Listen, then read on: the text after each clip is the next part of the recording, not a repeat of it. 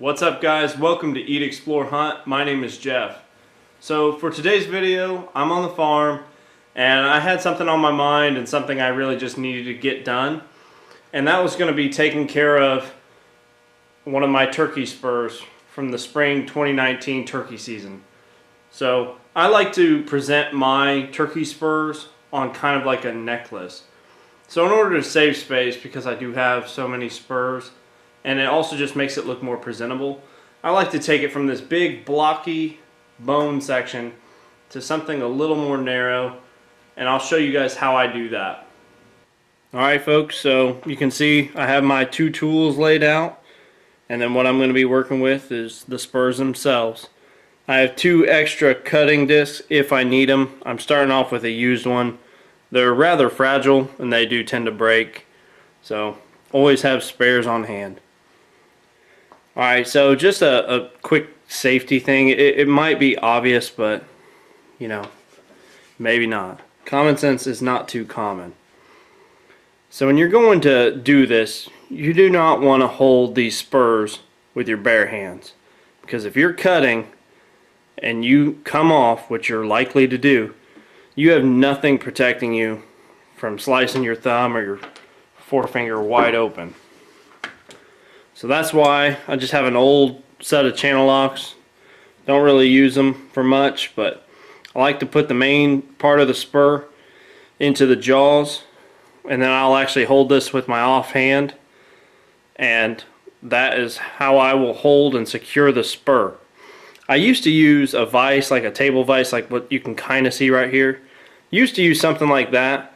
I just found it's a lot easier and, you know, easier on the spurs themselves to just hold on to them with a set of channel locks. So you can kind of see the shape right now. Blocky, doesn't really look that great. You know, if you're satisfied with your spurs looking that way, by all means leave them that way. That's fine. You can see these got a real nice white color. They can use a little bit of cleaning up, and then the canal there could be hollowed out a little better, which I'll do that as well. But overall, I mean, if you wanted to put these on a necklace as is, they'll still look great. I just like mine to look a little more neat, so this is how I do it. Okay, so I'm kind of going to be cutting a V. So I'm going to be putting a line here and a line right about like that. So you're just going to start wide at the widest part of the spur, and as you go up you're going to be bringing that in more narrow. And I'll show you an after clip of what it will look like, but here we go. Go ahead and get this one done. Move on to number two so you can see what it looks like, and then at the end I'll show you one of my necklaces that I have of spurs. So here we go.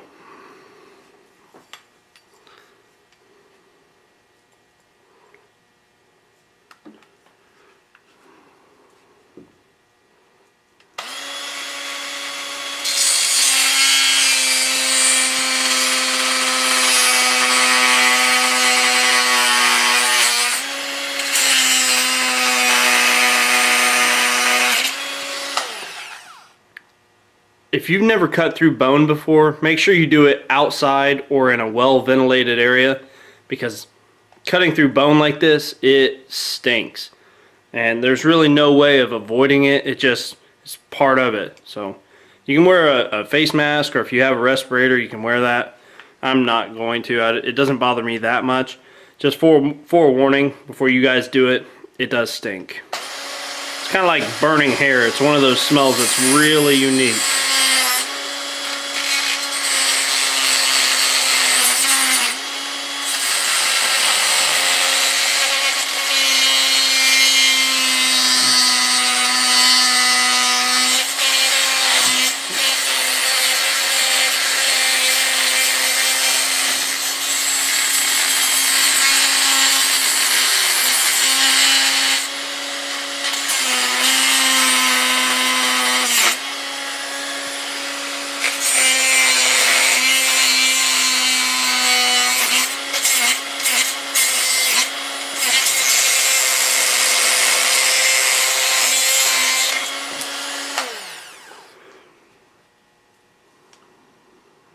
So there, that's one side done. And really this other side's in really, I cut it pretty good. So I'm just going to do a little bit of work on it and get it a little cleaner. So not even sure the best way to hold this one. Yeah, it's pretty good. Alright, so here we go.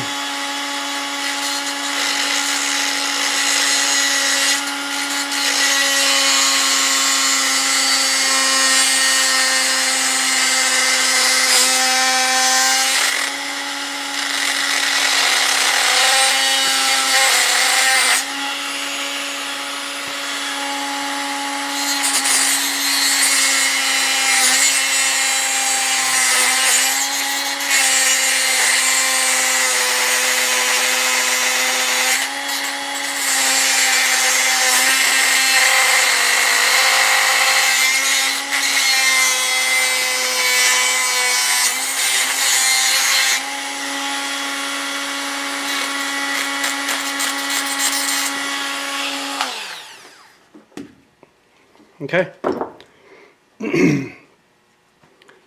So you can see the comparison before and after.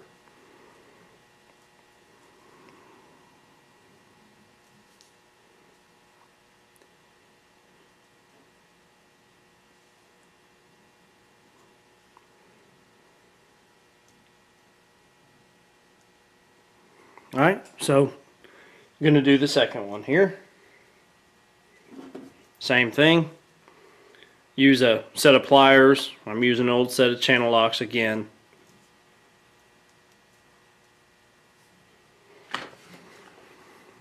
You can see all the bone dust on this tool.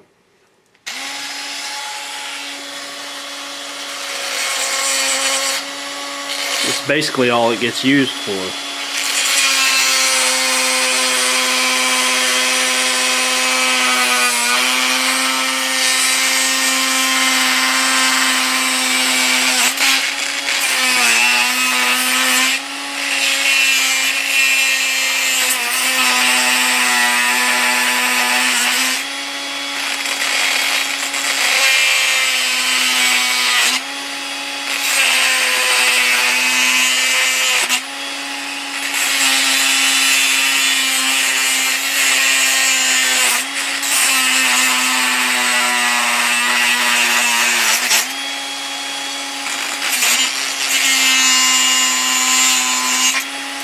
There you go.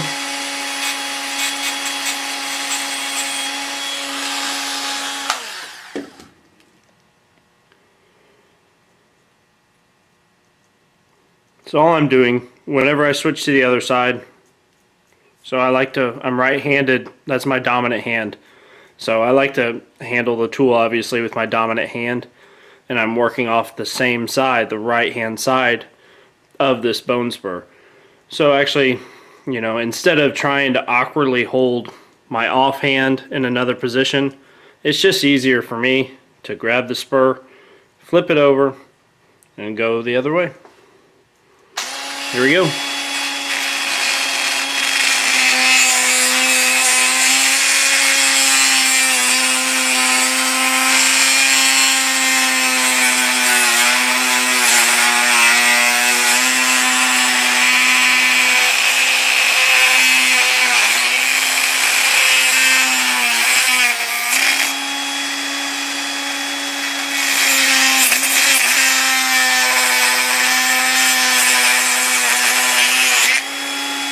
Can definitely tell this wheel's definitely old, but it'll get the job done before it breaks.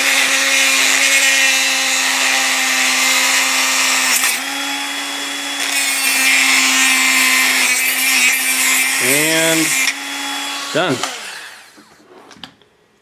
All right. So 2 for 2. Pretty much even. You know, they're really not that different from each other. This one might be a hair wider, but overall they're the size, they're the shape that I want, and they'll look really good attached to the necklace. Alright, so I cut them to shape. I'm going to show you one last thing just for fun. So with these Dremel tools, sometimes, let's take this off, make sure it's not warm. You get a little sanding disc. So what I'm going to do is I'm going to put that in there, and then I want to go the other way to tighten it. Put that in there, tighten it up, and I can actually knock off, you might not even be able to tell, yeah, right there you can see it. I can knock off some of this excess stuff that's hanging on the bone. So that canal is wide open, you can see through it, maybe if I can hold it right, so yep. But some of this excess stuff on the bone here, I'm going to knock that off right now with a sanding wheel. I clean these up pretty good, but you know, not perfect obviously.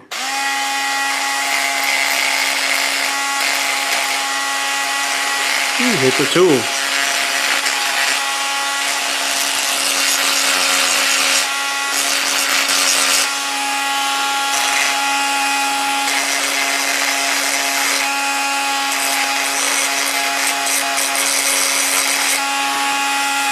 Look how pretty.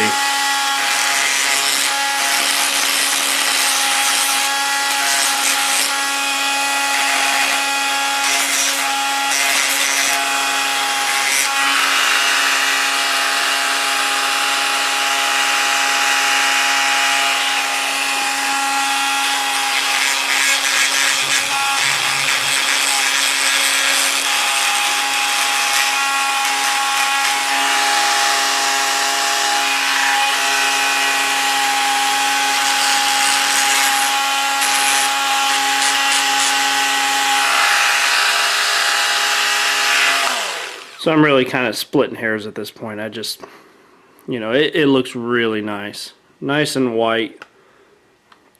Doesn't look perfect, but from what I can see on camera, it actually looks really good. So this other one, you know, I'm just going to do the same thing. Just kind of, basically you're just hitting it, knocking off some of this darker stuff here.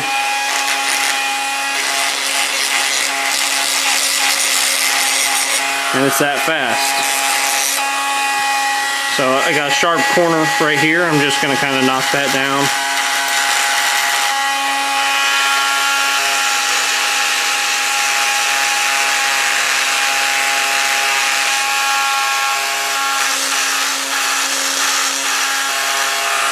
There we go. Hit this other side.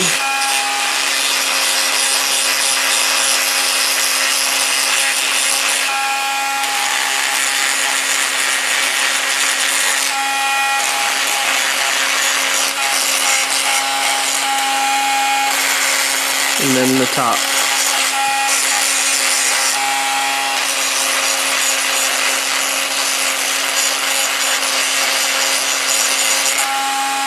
Yeah. Looks really good.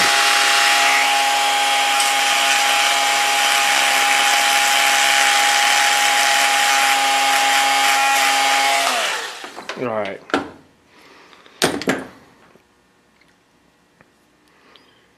There you go, another look at them. You can see how nice and white they are on both sides. So one of the spurs has a nice clean cavity, so that one's done. However, this other one, it's clogged up. So what I'm going to have to do is I can either grab a small screwdriver or I can get some pipe cleaner from in the house, but since I'm outside, I'm in the shop, I'm just going to grab me a small, really small screwdriver or even a small punch set, and I will use that to just poke out what's left of that bone marrow inside. At this point, it's dry. You know, it's really not gross. It's been, I guess, a month and a half since I got this set of spurs in particular. So I'm going to grab a small screwdriver and then I'll be right back. Alright guys, so I just grabbed a really small flathead screwdriver. As you can see, it's got a little bit of a wiggle to it. So it's a perfect little tool to be repurposed and clean out this cavity. So It's literally that simple right there. I just kind of ran this right through there, and if you wanted to clean it up more, a Q-tip or pipe cleaner would be perfect. So there we go. Nice hollow cavity. Beautiful white bone spur. And that'll look great added to the necklace.